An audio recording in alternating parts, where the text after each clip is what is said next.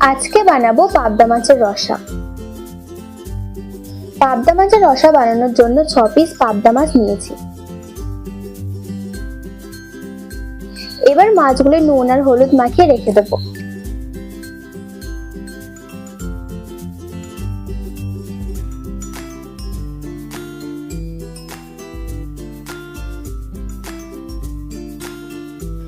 এবার মশলাটা তৈরি করে নেব। 7-8টা রসুনের কোয়া, অল্প আদা, 6-7টা শুকনো লঙ্কা, 1 চামচ সর্ষে আর 1 চামচ পোস্ত জল দিয়ে কিছুক্ষণ ভিজিয়ে রেখে দেবো।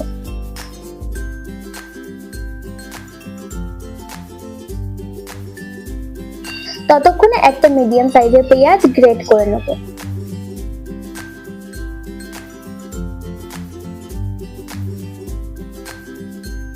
এবার মশলাগুলো পেস্ট করে নেব। তেল গরম হয়ে আসলে মাছগুলো হালকা লাল লাল করে ভেজে নেব।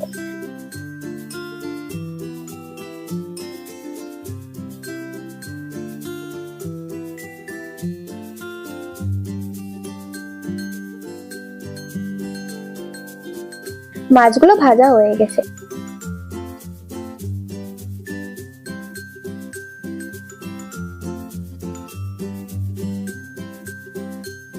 এবার এই তেলে দিয়ে দেবো কালো জিরে, হালকা নেড়ে দিয়ে দেবো পেঁয়াজ বাটা।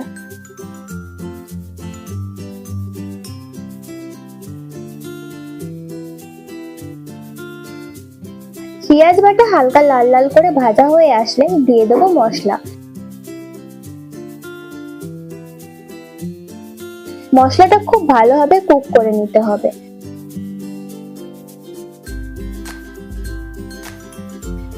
এবার দিয়ে দেবো হলুদ আর স্বাদ মতো নুন।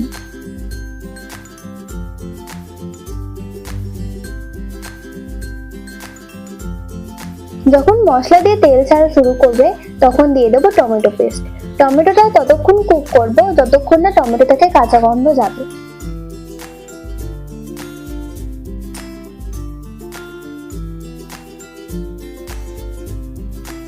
মশলাটা ভালোভাবে কুক হয়ে গেছে। এবার এর মধ্যে পরিমাণ মতো জল দিয়ে ঢেকে দিয়ে দেবো।